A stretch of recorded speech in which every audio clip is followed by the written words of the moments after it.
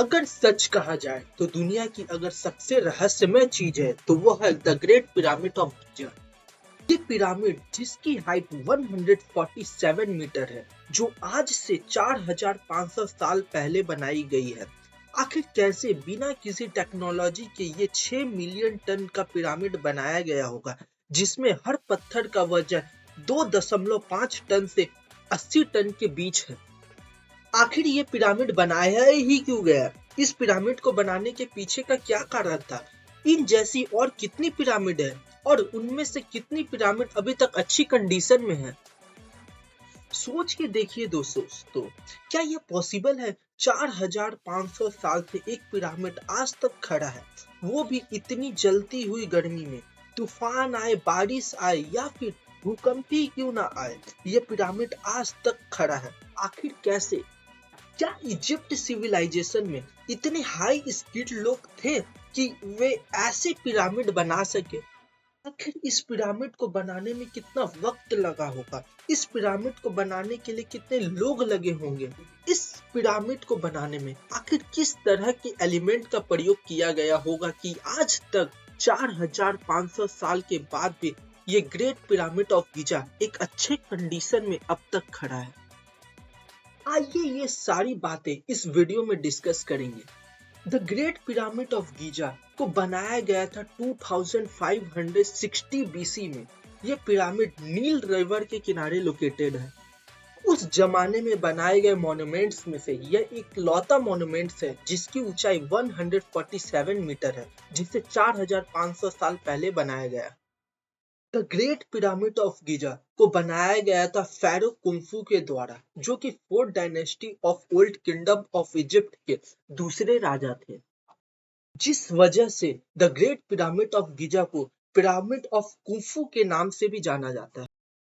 इसके जैसे दो पिरामिड और हैं जो द ग्रेट पिरामिड ऑफ गिजा से छोटे हैं। अगर पिरामिड ऑफ कुफू से छोटे पिरामिड की बात करें, जिसे कुफू के बेटे खाफरे ने बनाया था, जिस वजह से इस दूसरे पिरामिड का नाम पिरामिड ऑफ खाफरे भी कहा जाता है। इस पिरामिड की ओरिजिनल हाइट 143.5 मीटर बताई जाती है, जो आज वेदर की वजह से घटकर 136 मीटर हो गई है।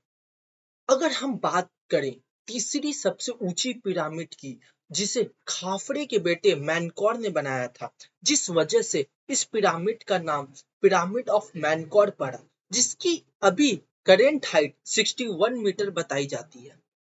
आगे बढ़ने से पहले दोस्तों इस चैनल सब्सक्राइब करो, लाइक करो, शेयर करो एंड अगर हम द ग्रेट पिरामिड ऑफ गिजा यानी द पिरामिड ऑफ कुंफू में इस्तेमाल की गई एलिमेंट की बात करें, तो पिरामिड के आउटसाइड लेयर के लिए 5 लाख टन ऑफ मोर्टन का इस्तेमाल किया गया।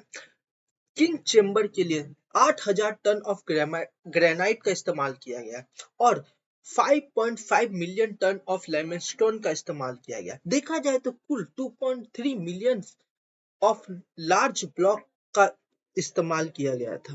इनमें से ज्यादातर एलिमेंट सूदन इजिप्ट से लाए गए थे, जो साइट से करीब 800 किलोमीटर की दूरी पे थे। पत्थरों को एक बराबर काटने के लिए पत्थरों को अंदर होल किए जाता था और फिर उसके अंदर वुड के बने वेजेस को डाला जाता था और उस वेजेस को पानी डाला जाता था, जिससे ये वेजेस पानी को ऑब्जर्व करते और एक्सपेंड होने लगते। फिर उस पर औजारों का इस्तेमाल करके उस पत्थरों को एक बराबर काटा जाता। इन पत्थरों को तोड़ने के लिए जिन औजारों का इस्तेमाल किया जाता, वे ज्यादातर हार्ड कॉपर के बने होते थे।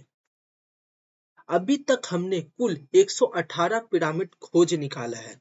कुछ लोगों का कहना ये भी है कि यहाँ 138 पिरामिड है, जिसमें से ये 3 पिरामिड ही अच्छे कंडीशन में। पहला पिरामिड ऑफ कुंफू, दूसरा पिरामिड ऑफ खाफरे, तीसरा पिरामिड ऑफ मैनकौर।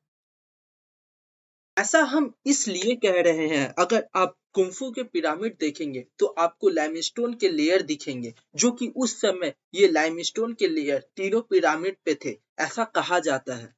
धीरे धीरे वेदरिंग की वजह से बाकी 2 पिरामिड के लेयर तो हट गए, लेकिन ये लाइमस्टोन का लेयर अभी तक कुंफू के पिरामिड में दिखता है।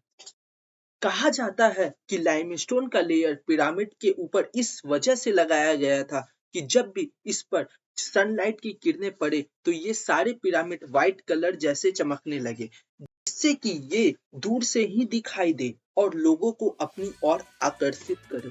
पिरामिड में एलिमेंट का इतनी बेहतरीन तरीका से इस्तेमाल किया गया था कि पिरामिड के बाहर कितनी भी गर्मी क्यों ना हो, पिरामिड के अंदर 20 डिग्री ही टेम्परेचर रहता था। ये एक तरह का नेचुरल एसी का काम करता है।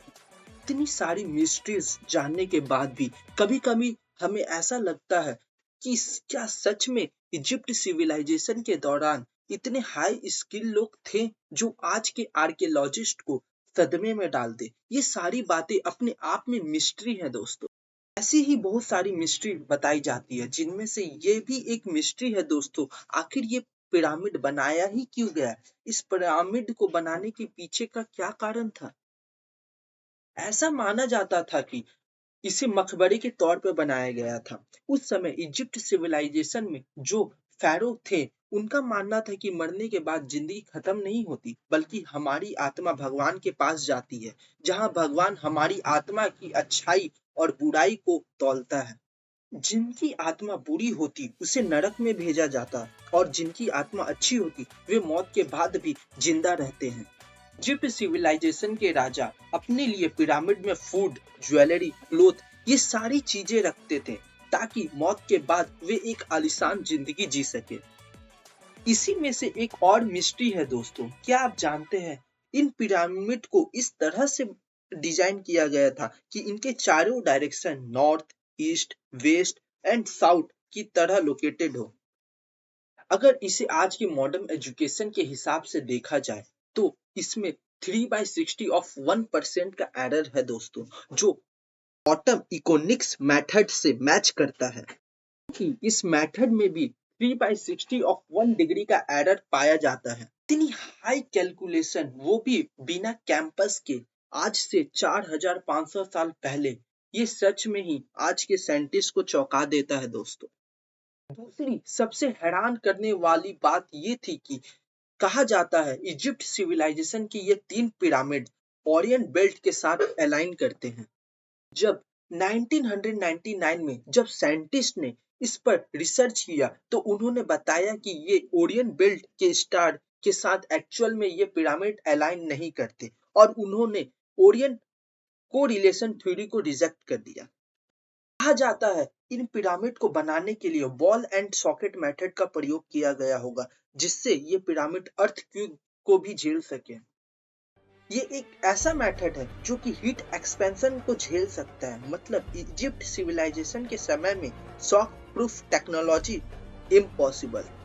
अगर ये वीडियो आपको पसंद आया तो प्लीज चैनल को सब्सक्राइब करो, ये वीडियो को लाइक करो, कमेंट करो एंड शेयर करो।